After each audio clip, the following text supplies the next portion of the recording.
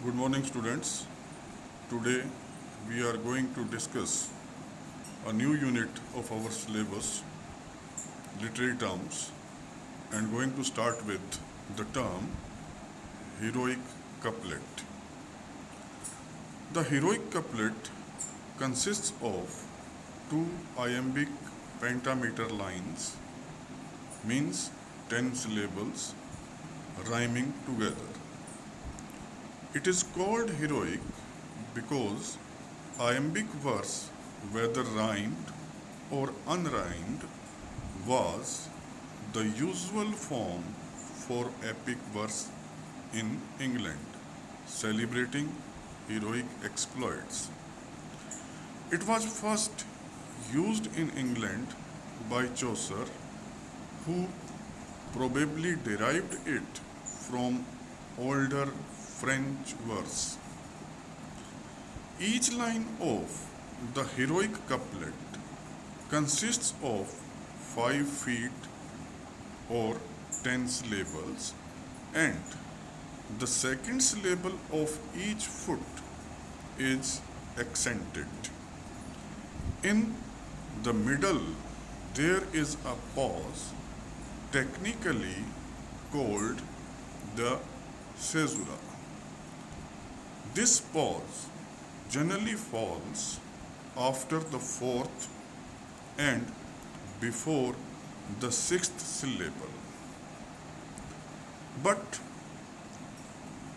variation in the placing of the pause is skillfully introduced in keeping with the requirements of thought and emotion. There is also a pause at the end of the first line indicated by comma, signifying partial completion of the sentence. Then there is a pause at the end of the couplet indicated by full stop, signifying full completion of the sentence. The couplet is closed or complete. It does not require the aid of either a predecessor or a successor to complete the meaning. The rhyme is single, for example, AA, BB, or CC. It is an important measure as far as English poetry is concerned. Most of the poetry of the Augustan age is written in heroic couplet. For example, Alexander Pope's The Rape of the Lock and Dryden's Absalom and Achitophel. The next term in our syllabus is dramatic monologue. Dramatic monologue is the most important kind of subdivision of objective poetry. The dramatic monologues are dramatic because they do not express the thoughts and feelings of the poet but of some imaginary character.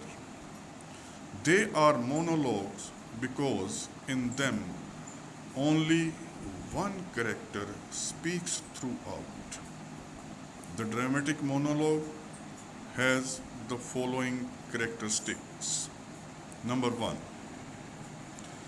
a single person who is not the poet himself utters the entire poem in a specific situation at a critical moment.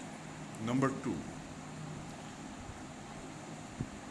the person addresses and interacts with one or more other people, but we know of their presence from the clues in the discourse of the single speaker.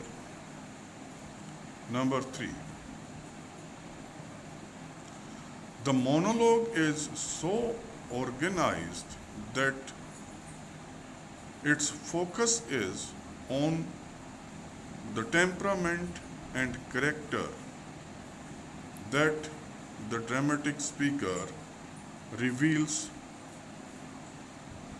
there. The monologue may be used for the study of character, of particular mental state, and of moral crisis in the soul of the character. Robert Browning excels in the art of writing dramatic monologues. He depicts a wide variety of characters taken from all walks of life: cowards, rogues, artists, dupes, cheats, beggars, murderers, and saints like Papa. All crowd his picture gallery. Among his most famous monologues are My Last Duchess, Andrea del Sarto, etc. Thank you very much.